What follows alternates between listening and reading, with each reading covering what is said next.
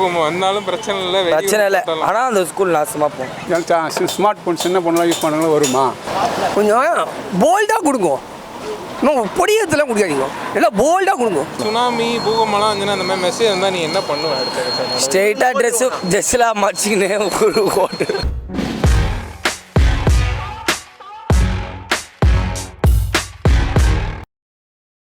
Mobile எடுத்து போட்டால் டர்ன்னு என்னது இந்த இடத்த விட்டு நீ போகலன்னா அவங்க அந்த பாம்பு வெடிக்குவாங்க, அந்த மாதிரி இருக்குது.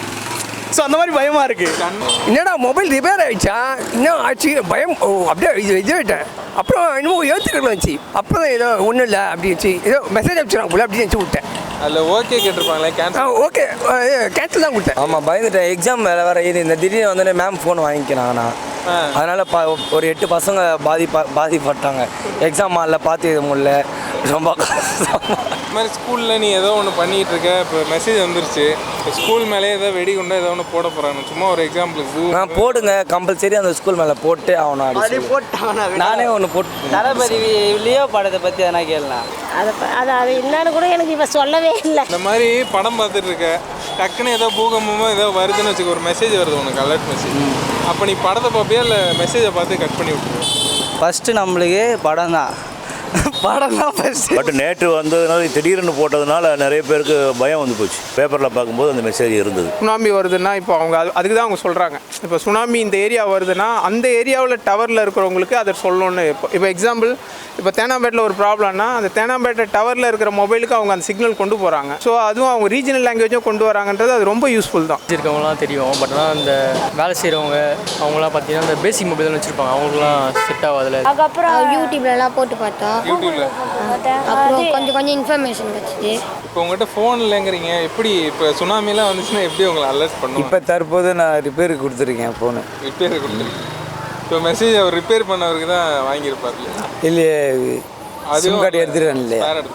கொஞ்சம் போல்டாக கொடுங்க, இன்னும் பொடியத்தில் கொடுக்காதீங்க, எல்லாம் போல்டாக கொடுங்க.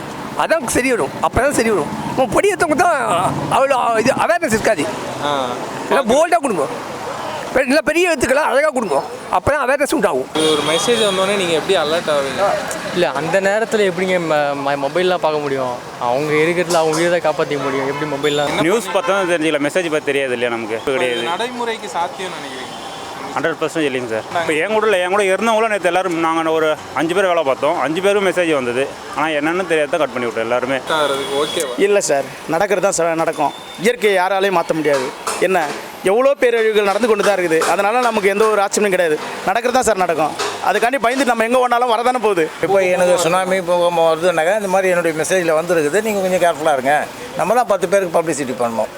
நடைமுறையில் சாத்தியம், கண்டிப்பாக சாத்தியம். டருன்னு பண்ணிட்டு இருந்தால் நம்ம என்ன பண்ணுவோம்? நான் ஃபேஸ்புக்கில் போய் நோண்டிட்டு இருக்கேன் இன்ட்ரெஸ்ட்டாக. அப்போ டக்குன்னு இது வருது, டருன்னு. இது ஒன்றுமே புரியல, ஒரே பயம் எனக்கு. நானே சொல்லுவேன், தயவு செஞ்சு அந்த ஸ்கூலை ஒண்டி எங்களை தவிர அந்த ஸ்கூலை கொளுத்திருங்க, ஸ்டூடெண்ட்டை தவிர அப்படி சொல்கிறோம். பூகம்பம் வந்தாலும் பிரச்சனை இல்லை. ஆனால் அந்த ஸ்கூல் நாசமாக போகும். ஓகே கேட்டுச்சு, அது கொடுக்குறதுலே மேம் வாங்கிட்டாங்களா போனேன்? இல்லை, நான் சவுண்ட் வரும்போது அது வாங்கிக்கிறாங்க எல்லாரும் ஃபோன். அது உண்மையிலே வாங்கினாங்க 8 பேர். சுனாமி பூகமெல்லாம் வந்துன்னா அந்த மாதிரி மெசேஜ் வந்தால் நீ என்ன பண்ணுவ? அடுத்த ஸ்ட்ரெயிட்டாக ட்ரெஸ்ஸெலாம் மறைச்சிக்கினே ஒரு ஓட்டு. ஊர்லேயும் மொத்தமாக இருந்துச்சுன்னா என்ன பண்ணுவேன்? ஃப்ளைட்டு பூச்சி ஆகாய்ச்சி மேலே போயிடுவேன். இப்போ வந்து பூகம்பம் வருது, நான் படத்தை பார்த்துட்டு இருக்கேன், குண்டு போடுறாங்க. இப்போ படத்துலேயே அந்த எஃபெக்ட்லாம் இருக்குன்னு வச்சு, சப்போஸ் இப்போ குண்டு விழுது ஓடுவே இல்லை, படத்தை பார்த்துட்டு எல்லாம் என்ன பண்ணுவாங்க? எல்லாம் எஸ்கேப் தான். நம்ம அப்படி இல்லை, ஸ்ட்ரெயிட்டாக ஒரே லுக்காக இருக்கும். நம்மளுக்கு ஸ்க்ரீனு ஒரே ஸ்க்ரீனில் தான் இருக்கும், கண்ணு ஸ்க்ரீனில் தான் இருக்கும், எங்கேயுமே போகாது. கண்ணு கிண்டு எங்கே வச்சாலும் கண்ணு ஸ்க்ரீனில் தான் இருக்கும். வீடு மேலே ஒரு குண்டு விழுது, என்ன பண்ணுவேன்? ஸ்க்ரீனு மேலே எப்படி நான் விழுவோம்?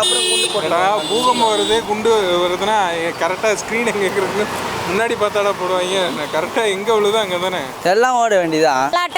அலாட்டாக இருந்தால் நமக்கு தான் நல்லது. இப்போ அதை தெரிஞ்சு நம்ம நல்லா கொஞ்சம் எச்சரிக்கையாக இருந்தால் ரொம்ப நல்லது. ஆனால் அது அவங்க சொன்னது இன்னும் நல்லது. இது இப்போ யாருமே அவ்வளோவா பெருசாக எடுத்துக்கல. நெக்ஸ்ட் டைம் வரப்போ அது அப்படி தான் விட போகிறாங்க. எப்படி இருந்தாலும் வரலைங்கிறீங்க. டச் ஃபோனில் இருக்கவங்க மட்டும் வந்துருக்காங்க. வந்துருக்குறாங்க. அது எப்படின்னு கேட்குறேன் நான். ஸ்மார்ட் ஃபோன் சின்ன பொண்ணுலாம் யூஸ் பண்ணுங்களா வருமா?